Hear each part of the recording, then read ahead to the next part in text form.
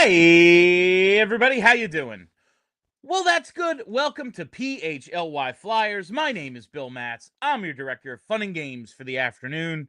Joining me today, it is Broad Street Hockey's own Kelly Hinkle. I feel like we haven't had one-on-one time in forever, Hanks. I know, I'm It's excited. been way too long. I'm looking forward to today's show.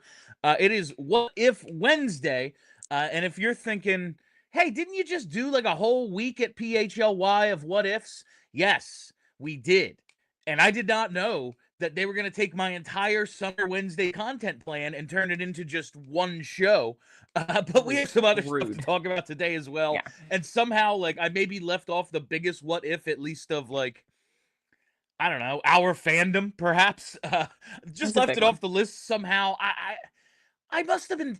There was probably a reason I didn't do JVR and Kane in the '07 draft. Yeah. I don't know what it is. I probably had a reason, or I forgot. Either one. But before we get into all of, who's to say? Before we get into all of today's stuff, couple things I got to remind you of. First and foremost, hit the freaking like button. We demand so little of you people. I know we always have something to sell you, something whatever. Like, I get it, but the like button is free. We ask Yeah. so little of you, and Hit this the is the button. lowest lift possible. Click the little thumbs up, and boom, your debt to us for the free content today is paid. So please go ahead, hit that like button. Q&A night coming up Monday, March, yeah, sure. Monday, August the 4th, 6 to 8 p.m. at the PHLY studio. Go to allphly.com, click that events tab, and RSVP to this. I think it's a couple of bucks. We're going to donate it to charity like we did for the draft party. It's just, to know how many people are coming and to have some sort of, control over how many people are coming into the building. But if you are a diehard, you can come hang out with Charlie and I. Appearance by Kelly pending. We will see. We have some fun stuff planned. We're going to chat. We're going to talk some hockey, have some drinks, eat some food. It's going to be a great time. Come in, see the studio. It's cool when you get to hang It is out. And cool. listen, it's a Monday in August. Maybe you got that itch to talk the Flyers, and who the hell For wants some to? reason. I know my friends are like, the Phillies are on. Stop, Bill, with all your takes. So if you fall into that category, come on out. It's going to be a good time. We're going to hang out, talk some Flyers. But yeah, it's Monday, August the 4th. Go to allphly.com or, click that little, do that little thing with the scanner, and it'll take you right to the RSVP page on the website. The thing with the scanner. Yeah, Do yeah, that. QR code. That's it. There it Oh man, is. today's off to we are cooking with gas today, Crushing Hinkle. it. It's going to be good. I want to get to today's What If Wednesday topic. We have a couple I want to tackle. Most importantly, the 2007 draft and losing that lottery despite winning only 22 games that season. But I want to get back into Porter Martone first a little bit. We touched on it briefly yesterday, Hinkle. Porter Kind of just Martone. yeah, Porter Martone. Peter Martone. Oh God, this is how I'm gonna end up saying it only. Um, I can't stop myself. we touched on this briefly when we were catching up. It had been a little while since you were in. We had some stuff to get to, but I assume you're with me on this, Kelly. It's probably right that Hmm. Martone takes a year, goes to the NCAA, just has a year to lift weights and play against grown men in a tougher league, but I'm bummed. I got to tell you, the Are fact you? that he's not even going to be at camp, and one, just from a content perspective, like, I don't know, this is one of the more interesting things in camp. Sixth overall pick, most Yeah. recent, high end draft pick, but also just, I don't know, Alex Bump. I'm already kind of over because I just assume he's Are you? making the team. I Oh, mean, okay. not like I'm looking forward to watching him play, Yeah. but I feel like that's like unless he gets hurt or some like has a disastrous camp or like gets into an FU match with Rick Tocchet, like he's making the team basically, you know. And Jet Luchenko, I think has a good chance, but we already did this. Like we Right. already did the Right. him making the Yeah. team thing last year, and I just don't think of him as like, yeah, I think he's going to be pretty good, but high end potential Michkov line mate, I don't know, and Hmm. just losing this kind of like, ah, damn it. I guess maybe this is like the one upside to me not getting to do this with you every single day is that my brain is not yet poisoned by having to do content all the time. Like, I still get to be a regular fan. I'm not, I guess I'm not really bummed out about it because I think it's the best thing for him. And I think that, like, sometimes we forget that there are so few of these kids that make it directly after they get drafted right into the NHL. Like, that's pretty rare. And despite the fact that Porter Martone is large and he's, like, you know, pretty much size ready for the NHL, I think development-wise, this is going to be the best thing for us. And in a year, he'll be on the team, and it's cool.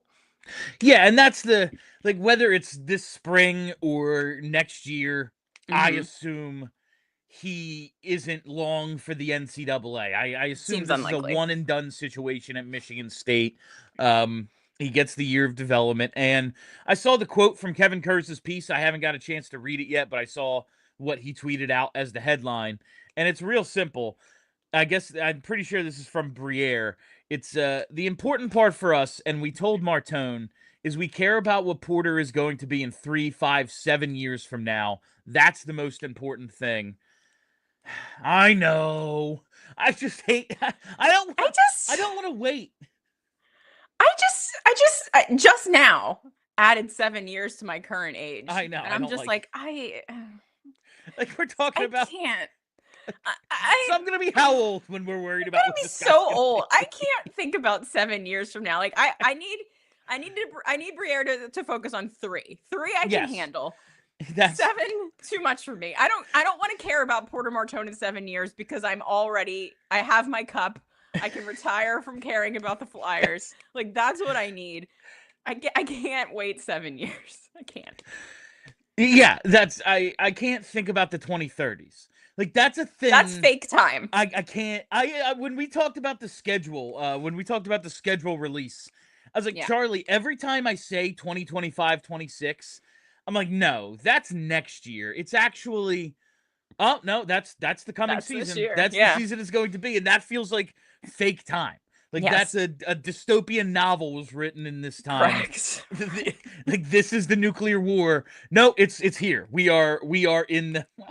We are in the future. I can't think now. Like, 2030, that's when Sean Couturier's contract expires. I can't be thinking about that. I can't. I don't have it in me. No. But yeah, you're right. Because I know it is probably the right thing, as much as you and I especially are always like, you know, the only way to learn to play in the NHL is by playing in the NHL. We do have to remind ourselves, like, Lucas Spiza was an aberration and probably the wrong thing, you know? Like, I can make an exception for children, I think. Like Luchenko and Lawton, these guys making the team or at least getting the tryout, it's not a regular thing. It is the exception. And even at 6th overall, it's like, yeah, he wasn't first. Don't expect him on the team at 18 years old. Yeah. So I guess we'll just have to wait. And it's probably the right thing. That's why I'm all right with it. Hinkle, did you see this Matvei Michkov video talking about the dump and chase? I sure did. I have so many mixed feelings about it, and I want to ask Bree to play it for us so everyone's on the same page here. Now it's subtitles because, you know, he speaks Russian. But it's Michkov, like, kind of just getting into his thoughts on playing the dump and chase here. I think, oh yeah, there we go. Скатываешься, вот красную линию перешел, так, по бортику бросил и побежал бороться за нее. Я пришел, думаю, чего? Ну, как бы, я такой, да, хорошо, говорю. Выходил, как бы, на это все равно делал, как бы, свое. Что, ну, я не любитель того, чтобы там вбрасывать ее в зону. Я лучше войду с контролем в чужую зону через пас и спокойно, как бы, если ты забрасываешь шайбу в зону, то тебе потом приходится за нее еще бороться. А еще не факт, что ты ее там выцарапаешь, да? Во-первых, не факт, что ты ее выцарапаешь, а во-вторых, это энергозатратный хоккей. Ты много сил потратишь, пока борешься за нее, и тебе уже просто, сил на атаку уже остается минимум. Гораздо лучше, чем если ты войдешь с контролем в зону, сохранишь ее и проведешь хорошую голевую атаку. Я считаю так. Yeah, show me the lie, Bill. No, he is correct. Like, the way you want to enter the zone is with control. Yes. Have the puck, make a play, and it is exhausting going and battling for the puck. You're not sure you're even going to get it back. You know, it's basically you have possession and you surrender possession of the puck in hopes that you are able to get it in a more advantageous spot later. I get it. Also, does kind of work. Now, you need the right horses for it and everything, but Florida they play a decent amount of dump and chase. Christ. Like, Vegas plays a decent amount of dump and chase. If I never hear about the Florida Panthers again, I will. It'll be too soon. Here's the thing. Does dump and chase work when it works? Yes, of course it does. It's one of many ways that a team could choose to execute on offense. It is not the only way. And I feel like when you have guys like Michkov that are able to execute clean zone entries with possession, like, why wouldn't you do that? Or at least why wouldn't you try that as one of your strategies going forward? And I do think that, like, when we talked to Tocchet at the draft, I kind of walked away from that. And again, I am, as I say all the time, the world's easiest mark. You can convince me of anything at any time. So I walked away from that convinced that, like, Tocchet is going to look at the personnel that he has available to him, and he's going to construct his strategy based on that personnel. He's not just going to go in and be like, dump and chase, that's what we do. I feel like it's been so long since the Flyers have had highly skilled players that we don't know how to act with them. And we don't know how to adjust our brains to the idea that, like, we don't have to play grinded out hockey maybe anymore because we have skilled guys. So I look at what he's saying and I agree with every single bit of it. Like, nothing is wrong with what he said. I do agree, like, in principle. But, like, when even the analytic-driven Carolina Panthers play a ton of dump and chase hockey, like, there is something to it. And I'll always equate it to I'll always make the comparison to football and the running game. Yes, it would be ideal to have a one-play drive in which you throw the ball 80 yards to your best receiver, he catches it, touchdown, boom. That's great. But likely, like, that is going to result, trying to do that, in a lot of lost possessions. And the Flyers, like, you run the ball in order to wear the other team down so you can execute more later. Yeah. And I do think the Flyers, we have seen, like, the rush-based offense 2 years ago, a lot of fun.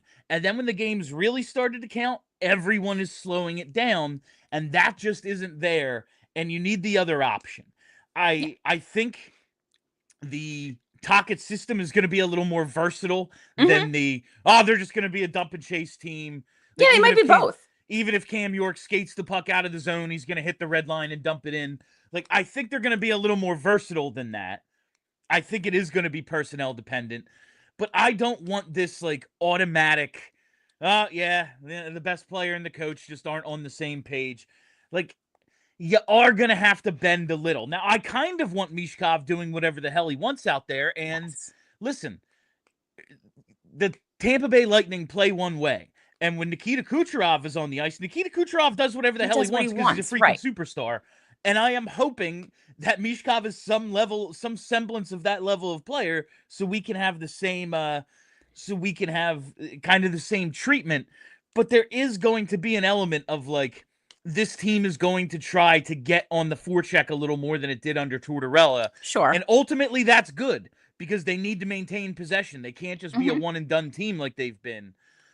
But Michkov is right. Like, that is the right way to approach hockey. Correct. And to be fair, he did say, like, I don't understand why we're doing this, but I did it. Like, he's going to do what he's told to do. He's a professional hockey player. He obviously cares a lot about winning in the team. He's going to do what Tocchet wants him to do. Sure. I mean, like, I didn't watch a ton of Vancouver Canucks games because I'm a sleepyhead, but I'm assuming that, like, Quinn Hughes wasn't required to dump the puck in when he, like, every time he had possession. You know what I mean? Like, I don't think that there's no way that was a thing. Yeah, it wasn't as simple as maybe we made it right away where it's like, Tocchet just coaches the dump and chase. Like, yeah, man, your best players get to do what they want. Yeah, like they're going to do the thing that results in them being able to make a play. That's whether it's dumping the puck in or playing give and go or getting an outlet pass, like whatever results in them being able to make a play, whatever's available, they're going to do. Yeah. I think there's going to be more of a focus this year on getting the puck deep and trying to win battles and having, 3 shots on net in a shift rather than we're hoping for 1 2-on-1. That would be nice. That would be cool. Yeah. Having a little bit of both. I just saw that and was like, here we go. But it's not nearly as big of a deal as that, I don't think. It was just anytime we get a chance to talk about anything Michkov does, we're going to do it. Oh, for sure. How cool was that 3-on-3 tournament thing? Did you see all that? I didn't see it. Oh, the Russian, it's like the KHL players against Russians in the NHL. Yeah. How'd that go for him? He'd said like a week before he's probably done with Michigan attempts and he pulls one off. And he did the thing I've been asking him to do. He did it on the move. He didn't start stationary. He's coming around the net, picks it up a lot cleaner than he has. Getting some and practice. Went low with it. Didn't just try to go up top. Snuck it in between the pad and the blocker. So that was cool to see. Between him and Zegras, we're getting one this season. I have so many delusional ideas about what they're going to be able to do. Like I can't wait running a reverse on the Michigan where they like suddenly the goalie's not sure where the puck is and they both try it on opposite ends and he just has to guess. Like I think there are so many variations of what those two are going to be able to do. It's going to be fun. That's the other thing, like going back to the Martone situation. I have to keep reminding myself we actually have Trevor Zegras and like they're going to give him a legit chance to play center and have make magic with the puck on his stick, and hopefully we get enough of him and Michkov together. I just have to keep reminding myself we do have some shiny new toys, even though like the 6th overall pick isn't going to be here. I guess that's really what it comes down to. Yeah, it's going to be fun, Bill. Anything would be more fun than last season. Like 2 of the last 3 years have been so freaking bad that like it seems impossible that we don't have more fun than we did last year. Last year was more fun than the year before, right? Well, the year before we got until close. Like the end. Yeah. But like after January, it's not as if they were winning a lot. It's just they banked a ton of wins already. And that was once you're getting the worst goaltending and you know it, like you just the goaltending's gonna be bad tonight. It becomes a lot less fun because the team's not very good to begin with. I can't expect them to score 5 goals. Like that's just probably not in the cards. Just like in Shoresy when Tendy's not getting it done, team can't win. How much fun was talking Shoresy yesterday? Can you believe Charlie liked it as much as he did? No, I did not expect him to. Like when I asked him, "Are you looking forward to season 2? And do you want to do season 2 next week?" And he was like, "Yeah." I couldn't believe it. I thought, especially like it's been 3 years since I watched the first season. When it starts with Bro Dude Energy and that panel show, I was like, "Oh no!" Like, Charlie is going to hate this, and like it comes around, and it does get like season 1, like season 3 and 4 are much better. Like, that's just that's pretty much all TV shows. Yeah. Like you have to get the exposition out of the way and establish the characters, and then really dive into them. But I'm looking forward to doing this the next couple of weeks. I'm off next week. I wonder. We might have to put it off. We should put it off because you should be there for it. Yeah. So we'll figure that out. All right. Let's get to some of the What If Wednesday stuff, the headline of today's show. But first, let's throw it to that commercial break. I got to tell you about our friends at Monarch Money. Like I say all the time, we've had enough finance-related sponsors over the last year and a half, 2 years, for you to know I'm probably not the most responsible spender, the most responsible budgeter, But I am getting my act together, and I am getting it together with Monarch Money, and you can too, because with Monarch, you can start managing your finances to build the life you actually want. Monarch makes managing money simple, easy, and easy, even for busy lives. I'll get the sentence out. With all your accounts, credit cards, and investments in one place, you'll always know where your money stands, and without any of the hassle, you can track your spending, savings, and investments effortlessly so you can focus on what matters most, making your biggest life goals a reality. Monarch Money is the finance tool people actually love. It's been named the Wall Street Journal's best budgeting app of 2025, and it is the top recommended personal finance app by users and experts with over 30,000 five-star reviews. That's quite a few.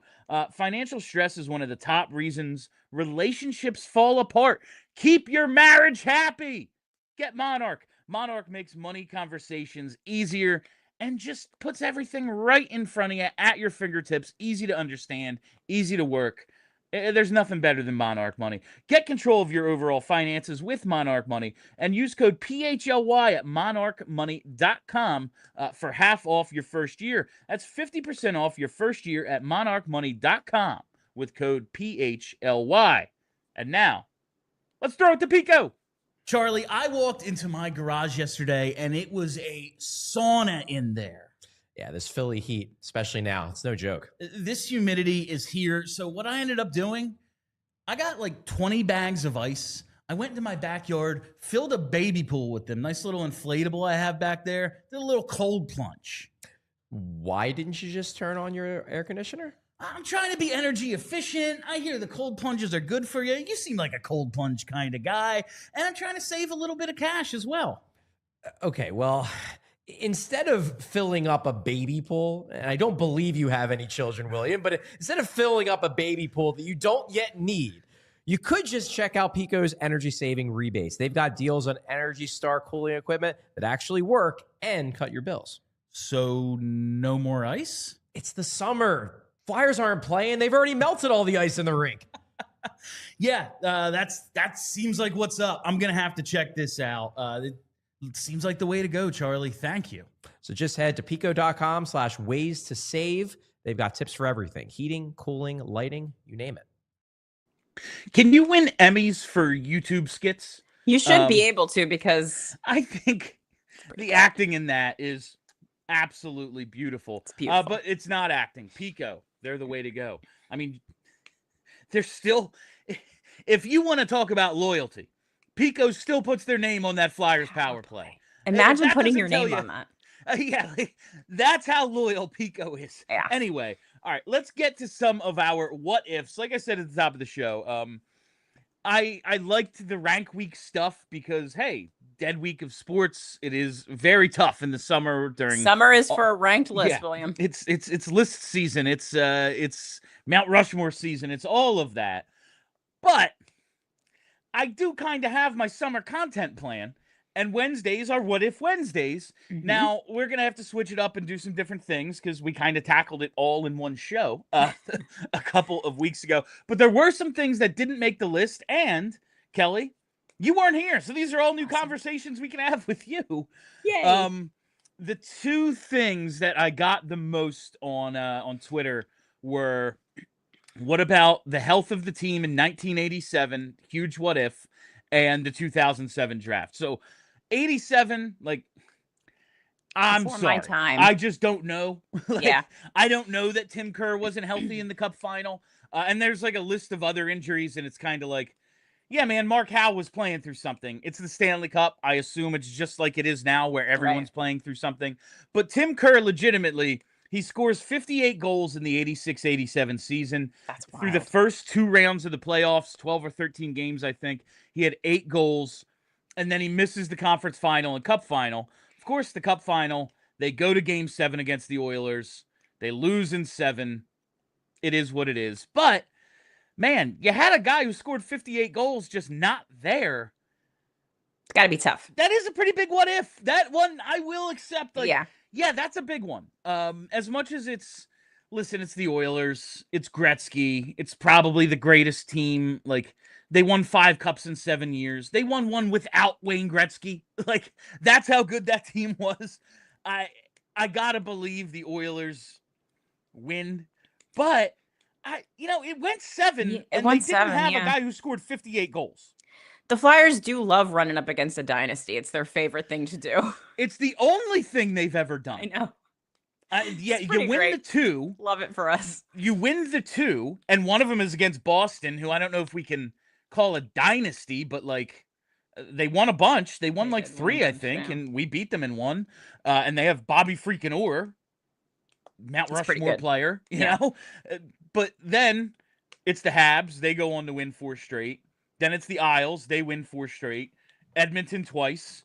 The Red Wings. I mean, if that Red Wings team wins 7 in a row, I think everyone's like, yeah, it tracks. Yeah, right. You know, like, look at that team. They only got better after 97. And then, of course, the Blackhawks win 3 in 6 years. They do love to run into a dynasty. Yeah, it's been very frustrating as a fan of this team. So frustrating. It's frustrating. It's been a while since we've done that. Thank you. It has. 87 was before my time as a fan. But it's hard to argue with the idea that a series would go different. When a series goes, I mean, if they had lost in 4, or whatever, like I think you could probably argue, well, the Oilers might have won it anyway. But when it goes 7 and you're missing a guy that was scoring that prolifically, it's kind of hard not to think like if he had been there and healthy, they probably would have won. Yeah, like your goalie wins the Conn Smythe in a losing effort. Yeah. You go 7. Like, 85, they get swept. Guess what? Doesn't matter. They got swept. Like, when you do push it all the way to the deciding game and you don't have that guy, it is worth contemplating. Like, oh, this one. Absolutely. This one probably could have gone a little different. So I will accept that one. It was just a miss on our list. Yeah. Before my time. I was born in 88. Sorry. Nothing. You can't prove to me anything that happened before I was born actually happened. It's not real. I don't believe Wilt scored 100 points. Prove it. You can't. There's no video. A game between the Knicks and the Sixers was played in Hershey for some reason. Like, it's not a real place. You can't prove it happened. No. You can't prove anything happened to me, but I have seen like the game 6 a bunch. So yeah, it's on the DVD. When we're inevitably locked out again in 4 years, we'll probably watch it. We'll watch it as a family. Yeah, so that's the 87 one, and I do think it is, like Kelly said, like it's worth, because like it went 7. They didn't have a guy who scored 58 freaking goals. That's a lot, even for the 80s. All right, now for the headline of today's program, Kelly. Like, I don't know how I forgot. Like, there had to have been a reason. I don't think that you forgot it. I feel like there. I mean, to be fair, maybe we've just done it so much. Yeah, and also like when you go through all the what ifs, somehow this one is not like top 5. You know what I mean? Like there's so many other things. Because I even we had this one that was about in 2000 at the deadline. The Flyers almost traded Simone Gagne for Ray Bourque. Mm-hmm. And it was like, I kind of had to go looking for one, and because I didn't have 10. And then I was like, oh, that's kind of fun. That's because it's got like generations worth of what ifs to talk about there from 2000 through 2010. So, but like, it's not one that I just knew of off the top of my head. And I don't like this one. We've talked about so many times. So in 2006-07, the Philadelphia Flyers early in the year stink. They end up real bad. Yeah, the GM and coach basically stepped down in a press conference. I don't know if I've ever seen where like Hitchcock and Hitchcock, Ken Hitchcock, Ted, Ted, Hitchcock. not Ted, Ken, and Clark are like there. But it's like, yeah, man, Homer and Stevens are taking over. They're not fired. They're kind of stepped down / relieved of their duties. Yeah, it was real weird. And the Flyers end up winning 22 games. They win 22 games in an 82-game season, by far the worst in the league. Unfortunately, at the draft lottery. The 5th worst team, Chicago, wins. Patrick Kane, number 1. The Flyers get the consolation prize because you can only fall to 2. That was as far as you were able to fall. Yeah. Mm-hmm. And they do, of course, because why wouldn't they? And they get James Van Riemsdyk. And it's not as if JVR had a bad career. He didn't. But there's a lot of what ifs here. Most importantly, which, 3 years later, Patrick Kane scores the goal with JVR on the ice. Yep. The most depressing in history. Yep. There's a lot to unpack. So my first question, though, Kelly, if they win the lottery in 07, if they don't lose the lottery, does it change the whole trajectory of the team? Because if they draft Patrick Kane number 1, they now have a small, skilled playmaker. Now, a wing, not a center. Right. But a couple of days after the draft, free agency opens and they sign Danny Briere. Would they maybe have targeted Chris Drury? Because that's the offseason of, we're back with a vengeance. We have to go out and spend something on one of these free agents, and it's going to be one of the Buffalo guys. We knew all along they kind of liked Briere. Yeah. But is that the case if they kind of already have a guy who's very similar to Briere? Like, do they change that target? And that literally, has ripple effects now. We're like, he's not the GM. Yes. Like that all the way to that. That's really interesting because even more than now, this was an era of Flyers wanting to be big and to smash. So I'm not sure if they would have wanted another small guy, even though Danny Briere is like the dirtiest small guy ever and will absolutely murder you. That's a really interesting, I don't know. And like Briere had already shown some of that clutch gene in Buffalo. Yeah. Like he killed us in the playoffs the year before when they were just running around, making the Flyers look like a bunch of dinosaurs in that 06 first round.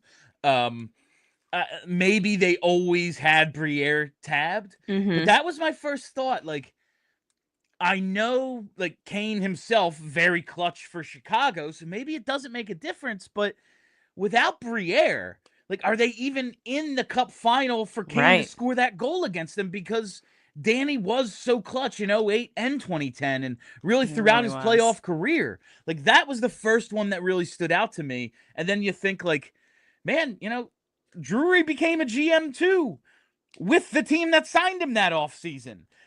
There's so many but he stinks. He's not very good, it seems. No. Like, maybe he is good and has good plans, but his execution has led to the team quitting on the GM last season, which isn't something you ever hear. Never happens. Teams quit on coaches 5 times a season. It happens. Yeah, done with that guy. I don't know if I've ever heard of a team quitting on a GM, but they straight up did last year. Like, it's such a crazy, from 2007 through now. Like, how many? I wonder how many things that happened in between that draft and the 2010 Cup Final would have been different if this team has Patrick Kane instead of James Van Riemsdyk. That's where these questions get really interesting, because it's really not just, like you said, it's not just switching those two players. It's like every decision that comes after it as a result of us having this guy. And then, like, is Patrick Kane the Patrick Kane that we saw with the Blackhawks if he doesn't have Jonathan Toews?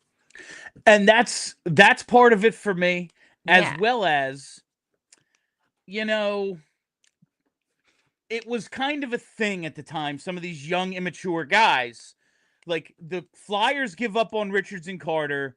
The Bruins give up on Tyler Seguin, and Patrick Kane was kind of the example. This is why you don't. And imagine Kane with Richards and Carter. This thing might be a freaking disaster. Someone in the chat asked, like, would Kane have gotten? Because here's the thing, Patrick Kane. This was like Patrick Kane beating up cabbies. Like, this was like, like Patrick Kane, even without the He had some issues. top thing, like leaving that part out of it. Yeah, that part out of it.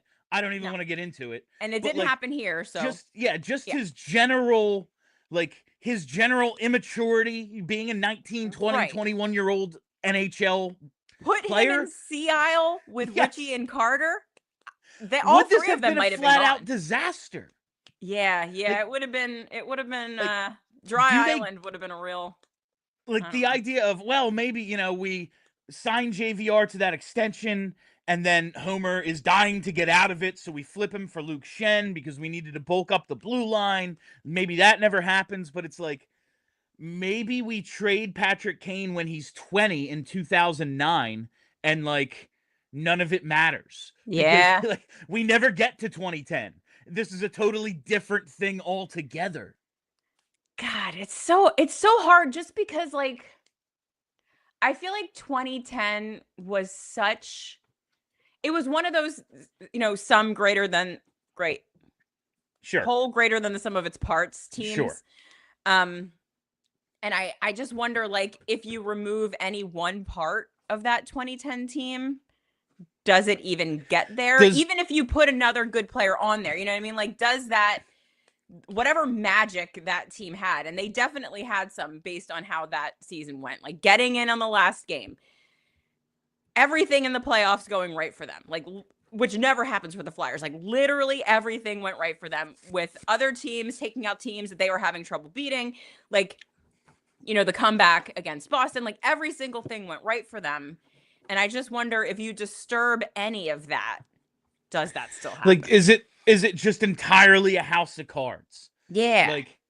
It's, if you say we draft Kane and then it's, oh yeah, maybe we need to prioritize Chris Drury down the middle rather than Danny Briere. Does anything unfold? Are they dying to go get Chris Pronger, or do they think it's something else they need? Because JVR, nice piece, but they weren't building for the future at that time. It was win now. Right. And maybe with Patrick Kane, a guy who you take number 1 overall and is going to be a star, but maybe isn't quite yet. He's a 70-point player. Maybe it's more about building around the future than, we have to get back to the Cup Final, 3 years after we won 22 games. Right.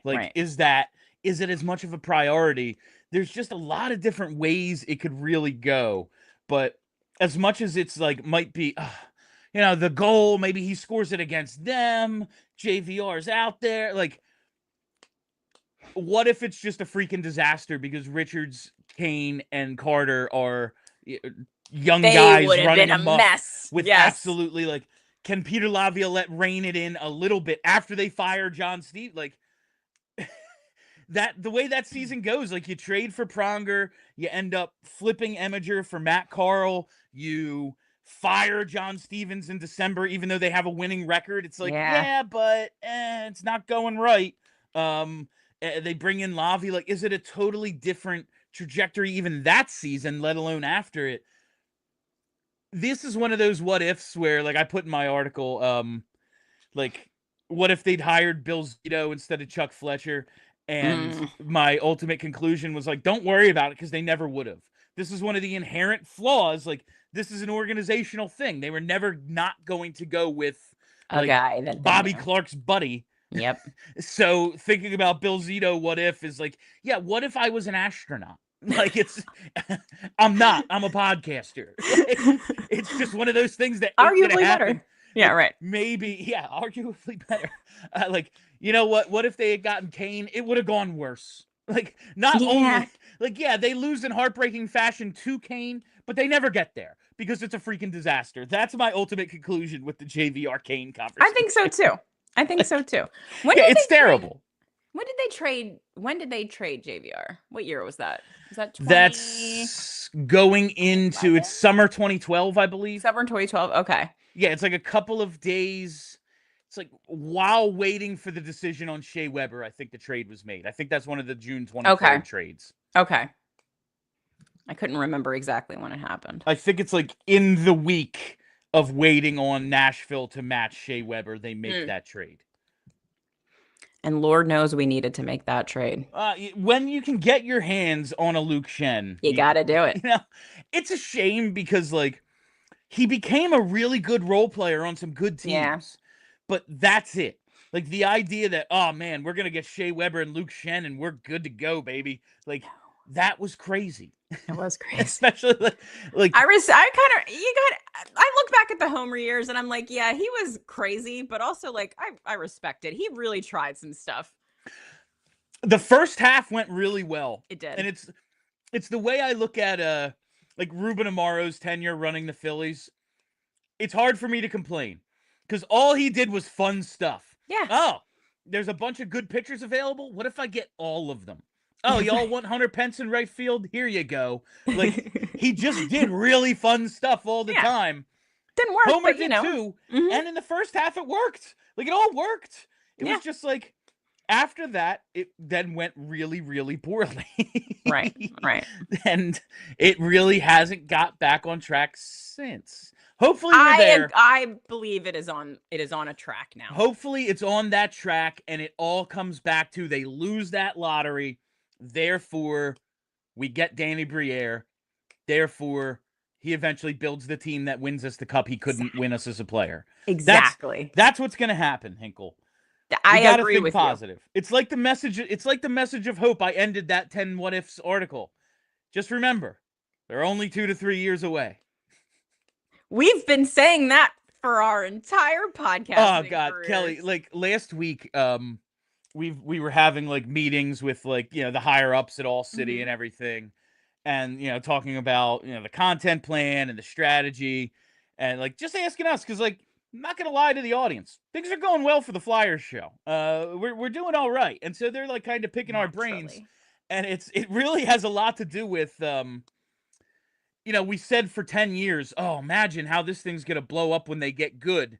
And here we are still waiting on that. So we had to not bank on that happening and do a good show regardless, because it's been a little while and a little bit. Here we are, 2 to 3 years, Hinkle. It's all it's going to take. Just 2 to 3 years. 2 to 3 years. For real this time. Yeah, for real. I have one more of these that I want to get your, okay. It was one that did make the list. But first, let's get to let's talk about Empire. Yeah. 1-800-588-2300 Empire. Today.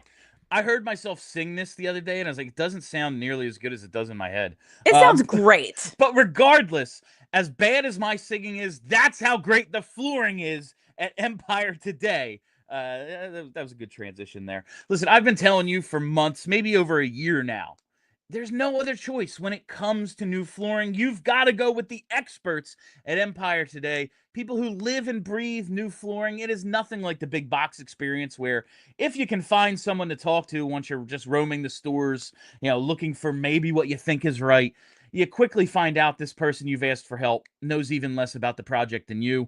That's never the case, because Empire today, they're with you every step of the way, and they can answer all your questions. And those flooring experts can do something no big box store can do. They can bring the showroom right to your home, so you can pick the right flooring and the right colors for your space, in your space. See how it all looks up against your furniture, in your house, on your paint colors, all of that. And they'll take the precise measurements for you and have all your questions answered, so there are never any surprises. And with Empire today, you get that clear, upfront, and all-inclusive pricing, and you can schedule installation as soon as the next day, because no one wants to wait around. You want your house looking right now. So schedule a free in-home estimate today, because some things are just better at home. And PHLY listeners, you can receive a $350 discount when using promo code PHLY. You heard that right. $350 off with discount code PHLY. Restrictions apply. Visit empiretoday.com/PHLY for full details. While we're here, it's time to tell you about our friends at Cherry Hill Kia. As I fumble with Notion, there we go. Cherry Hill Kia, because if you're looking for the dealership with the most inventory and super low lease payments in the Philadelphia area, Kia of Cherry Hill and KiaofCherryHill.com is the place to go. Choose from over 450 new Kias, including Telluride, Sportages, K5s, Carnivals, Celtas, and Souls. I do love that Kia Soul. And I have to tell you, man, it's Pretty crazy. But Kia is the hottest automotive brand in the country right now. 7 of their models received 2025 Car and Driver Editor's Choice Awards. That's pretty wild considering there are more than 450 models tested industry-wide, and only 20 received this award. 7 out of 20. That's more than a third, I'm pretty sure. Combine that with the best warranty in the automotive business. 10 years, 100,000-mile powertrain, and 5 years, 60,000-mile bumper-to-bumper. Stop in today, tell them PHLY sent you, and receive a $100 Restaurant.com gift card just for taking a test drive or completing a trade appraisal. I know people buy Kias elsewhere. I just don't know why. Drive home in your new Kia today. Just minutes from all bridges are available online 24/7 at kiaofcherryhill.com. Oh, Kelly, you got a compliment in one of those meetings because you continue acting when I'm doing my reads, and they like that. Okay. They like the faces. They think it keeps people engaged. Well, People seem to enjoy it. Yeah. Okay. That's one of my favorite things of like watching a sitcom is the actors who keep acting when the camera may or may not be on them. Those are the real actors. You're doing your job. We need to get you in the Pico read, Kelly. We just need you like in the background. I was so ready for it at the draft, and Charlie just stole it from under me. Well, you had it all lined up at the first night of the draft at the party, and then you had to get up and like do one of your 25 responsibilities at the draft party. So, and Steve jumped right in and he handled it despite having no idea. Like, oh, we're doing a live skit now. All right. One of the what ifs that did make our list that I wanted to get your take on, Kelly. We're going back to 1992, the arbitration hearing that lands Eric Lindros in Philly. What if he ends up in New York? Like, my take on this was, I doubt Ed Snyder is without a superstar for long. No, he would have gotten somebody. He's got Spectrum 2, like the Coors State Center coming. He's putting someone in there with name recognition to fill the seats. And Peter Forsberg, to me, is like that 2027 Leafs pick. That's not a thing we're ever going to see come to fruition. That is a trade chip that is, like, that's Peter Forsberg, ultimately, in my mind. And the more interesting part is like Messier and Lindros are unstoppable together with the Rangers. Like that's a dynasty. Oh my God. Like that is a dynasty.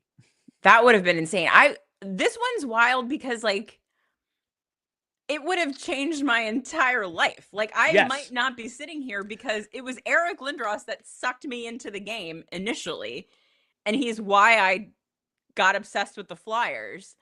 And so like if he's not there, like if I'm looking at Mike Ricci, if, you know, Small Kelly is looking at Mike Ricci on the television, less inclined, I think. You know, no one's hanging Mike Ricci up on their wall in their bedroom. You know what I'm saying?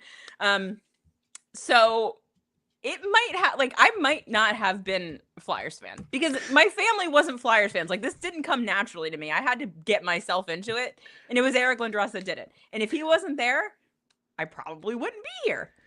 No, that was like, I think the most interesting thing about the Flyers aspect of this is like, for me personally, I've said like my neighborhood growing up, it was like the Sandlot, but street hockey. Right. And like prior to getting Eric Lindros, the Flyers were in the worst period in their franchise history to that point. They'd missed the playoffs 5 straight years. It was not going well. Who knows if hockey would have been like cool and we would all been outside playing like all day. Maybe I'm doing a baseball show, which, dear Lord, 162 games, please. Thank God. Thank God for Eric Lindros. I don't care if they didn't win a cup. I don't know if I could take it. That's too many games. That's just too many games. But like, I wonder if like, is hockey what it was in the 90s without Lindros? Because he's one of the faces of the game. The Legion of Doom was just such a big deal. Like, I don't know. I really think that's the craziest aspect is this is now like my whole life. Yeah. And like, it's how I pay my mortgage. And I don't know. Like, I can't say for certain. Charlie said you probably would have ended up being this, but you just wouldn't be as obsessed with size and physicality. Like, you'd be more about Peter Forsberg playmakers. And I was like, I don't know, man, because like the Flyers are still the Flyers. That's the thing. And also, like, it's really hard it's one of those things that like makes me feel super old because it's one of those things that you can't accurately convey to the youths who never got to watch him just how good he was, like how much better than everyone else he was, while also being twice the size of most of the guys in the league. Like, it's hard to overstate what a special player he was. And I just don't know if without that like singular talent, if any of us care about the Flyers as much as we do now. I don't know. And it was like such an era of superstars, like to have like the rock star of the group. Right. Like, it's Mario and Gretzky are still around. Yager's coming around at the same time. Sakic and Forsberg, like Fedorov. Like, it was a lot more like, I know we have superstars now, but it felt a lot more like basketball then, where it was about the guy. And they had, he had the injuries, but it's not as if he was a bust outside of the injuries. He was so much better than everybody. And also, hockey was, at that time, kind of like on par popularity-wise with the NBA. Like, the league, like, I think on purpose made themselves where they are now, which is to say a niche 4th-tier sport in the US. But back then, hockey was like a huge thing. Like, your friends at school Fox and ESPN, it was a much bigger deal. Right. And like your friends at school were wearing Ducks starter jackets. You know what I mean? Like, it was like a big deal. And we had one of the main dudes, and that made it special. And another player who was good would not have been as big of a deal as Eric Lindros was.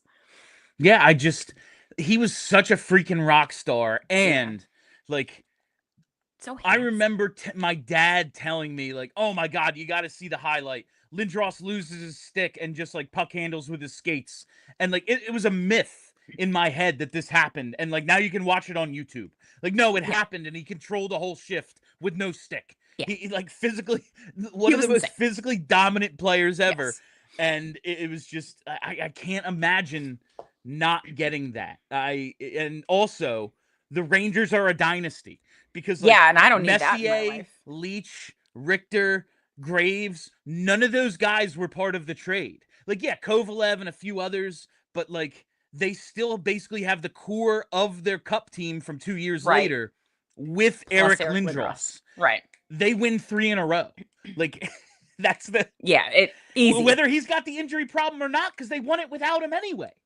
Like, right. And you have to wonder, like, on a team without a guy calling him a sissy for getting concussions, like, would things have been a little bit different? Maybe. Yeah, with a GM who was like, I gotta toughen this kid up. Let's put him on a plane with a punctured lung.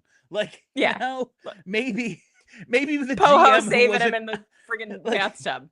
Maybe with a GM who wasn't like outwardly hostile towards the team's best player, he would have had things would have been different. Yeah. Maybe he would have had even just a little bit more success. Maybe he wouldn't have been like, probably sitting this one out, you know? Yeah, maybe he would have been allowed to recover from at least one concussion before having to play again. Maybe without a GM who like had a press conference to take the C off of his sweater. Like, maybe it just it's amazing to me that we got him back. They're never going to be good. This is an insane franchise. That's what doing this what if list really showed me, Kelly, is like, I don't know. I don't know how they're ever good. Because they've been run by crazy people my whole life. And like, I love Keith Jones, and I'm pretty sure Danny Briere is a smart guy. But it's like, I don't know. Are they also insane? It's possible. Like, Jonesy is nuts. Possible. Maybe it's just nuts in the good way. Seems like it. We're never short on. We're never short on content, though, Kelly. We are never short on content with this team. That's why you're paying your mortgage, baby. You got content all the time. They're never going anywhere. We only have one super chat, so I want to get to some of our leftover mailbag questions from Mailbag Monday, Kelly. Always fun to do a mailbag. let's just do these in order, see if how many we get to. Let's go to Bill High's question.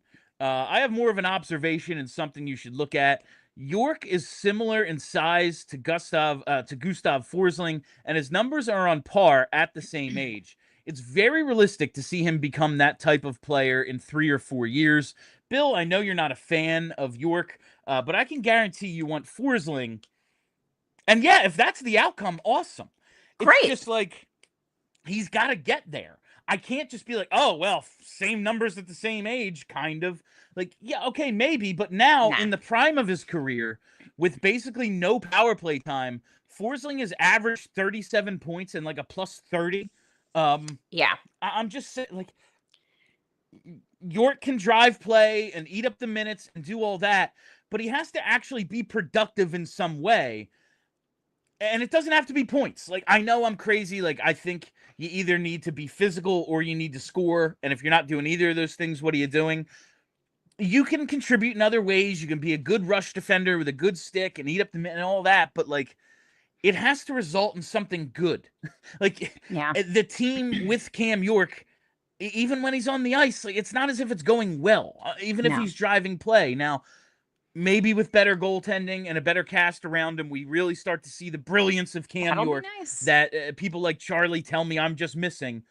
I would love to be incorrect. Nothing would make me happier. I'm fine being wrong. It's just like, all right, yes, in 3 or 4 years, I don't know, man. Like, am I waiting till 28 to see what Cam York is? I don't want to. Yeah, me neither. And I feel like that's the absolute best possible outcome for Cam York. And like, awesome. Would it be cool if the best possible outcome happened? Yeah. But like that usually doesn't happen. And like, I'm with you. Like, I just don't buy it because I haven't seen it. And like you, I will be very happy to be entirely wrong about this. But until I see it, I just have no reason to believe it's there. Like, oh yeah, this guy could become this. We could say that about literally every player in the league under 26 years old. He might become this other guy. Who's the next Pronger? I'm assuming we have him already. It's Oliver Lauritsen, remember? All right. Yeah. What's that kid's name? Amico? Is that the one we just drafted? Carter Amico. Yeah. He's the next Pronger. Sure. Bank it. Yeah. This one from Trav. I just think it's funny. Not Flyers related, but what's your favorite species of shark? Oh, great question. Great question. My answer to this is the only good shark is a dead shark. Now, okay. I know Peter Benchley, after he wrote Jaws, and then people went nuts, and it becomes a huge movie, and they just start hunting sharks because, like, everyone thinks they're predators that are out to kill everyone. He says if he could have gone back, he would have never written the book, and he dedicated, like, the rest of his life to the preservation of sharks. Understood. It's not good for ecosystems to, like, just hunt sharks, but I'm terrified of them, and I don't want them in my life. I don't want the possibility of being eaten by a shark around. Yeah, I too would like to not be eaten by a shark. And I really like the ocean, so it's, a bit of a mixed bag. And like, to be fair, like, that's their house. I'm going into it. If they eat me, it's my fault. If I have to answer this question, I'm gonna go hammerhead because they don't look like they should be real. Like, why is your head shaped like that? It this thing just walking around, like, it's just swimming around in the world. Why is his head like that? You literally have an oblong head. With your eyeballs, like, out here. I don't get it. Yeah. How are you alive? Before we wrap up today's show, we got to trigger overtime. There it is. Head to allphly.com if you're part of the TV audience and you want to finish up today's show. Just want to do these other ones real quick. From Mike Castor. If the Flyers are on the outside looking in, do you see some core pieces being dealt for draft pieces or prospects? Mike, I can't think about February and March right now. I gotta believe that that's not the case. Also, I think they're, like, out of the subtraction part. Like, do I think Christian Dvorak could get dealt? That's the one I was going to say. Yeah, absolutely. I cover 50% of his salary and buy a draft pick, basically, with the $5.4 million or whatever the hell you paid him. Great. That's a good use of assets. But, like, a core piece, unless someone really disappoints or like just isn't someone else bump like. Okay, Bump comes in and Grebenkin comes in and pushes someone out, and now we're rethinking the core. Like, I just don't see Owen Tippett getting traded. Like, I'm for it if it makes the team better, but I don't think we're in the subtraction, got to get draft pieces and prospects part of this thing anymore. No, the only way, I mean, like, if this season is an absolute disaster, like if the goaltending is once again worst in the league and this team is just a mess because they can't buy a save, I could see, like you said, Dvorak is an obvious one because he's on that 1-year contract, and somebody might need a center heading into the playoffs. I mean, maybe Risto comes back and he looks really good, and then there's an opportunity there. Maybe you could dump him off finally, but that seems real unlikely at this point. And they just love him. Like, I want him traded, and I think it's the anymore, right so thing. It's fine. Yeah, like they love him very much. If he signs a contract extension here, I'm not going to be shocked. No, me neither. Like, no. I just won't be. I'm not going to love it, but I'm not going to be shocked.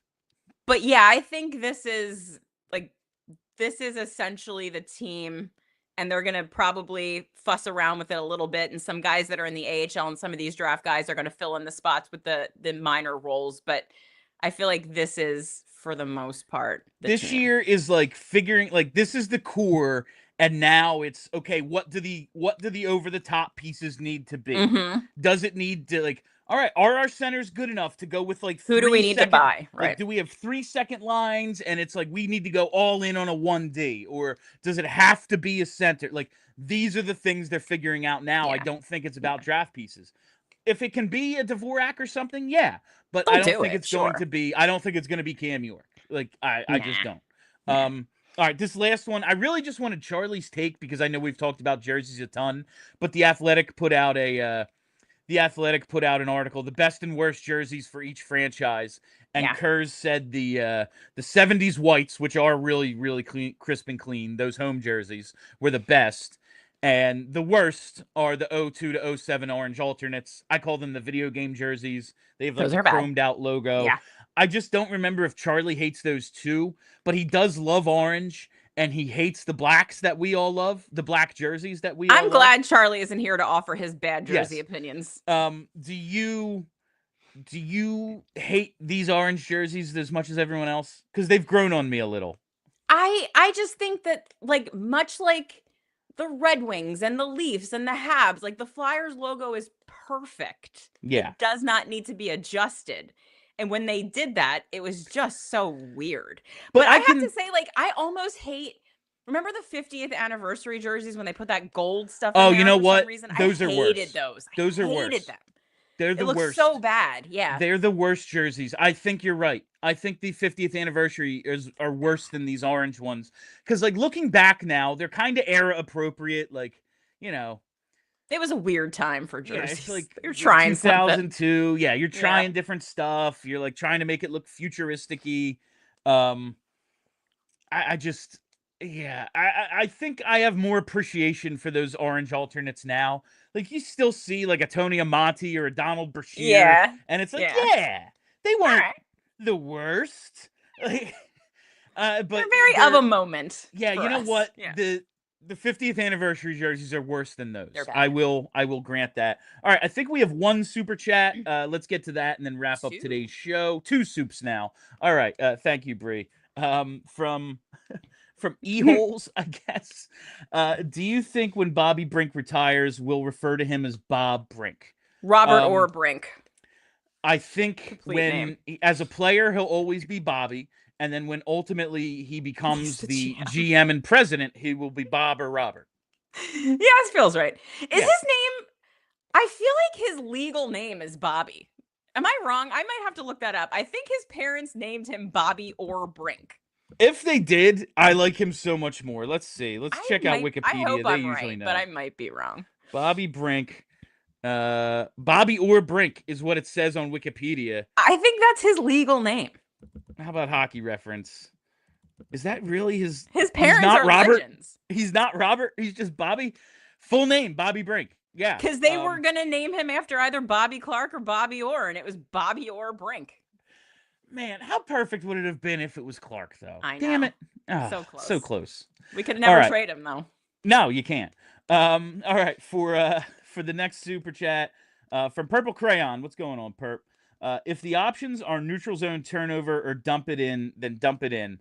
Ideally, that's what Tocchet is trying to accomplish. Sure. Yeah, but I do think there's going to be more of a concerted effort made to establish. Now, listen, you can establish a forecheck by carrying the puck in. It's not as if these things are mutually exclusive. Like, you can take the puck down into the corner and get the cycle going without having to dump and retrieve. Like, you can do that, but I do think there's going to be more dump and chase than we had seen under John Tortorella.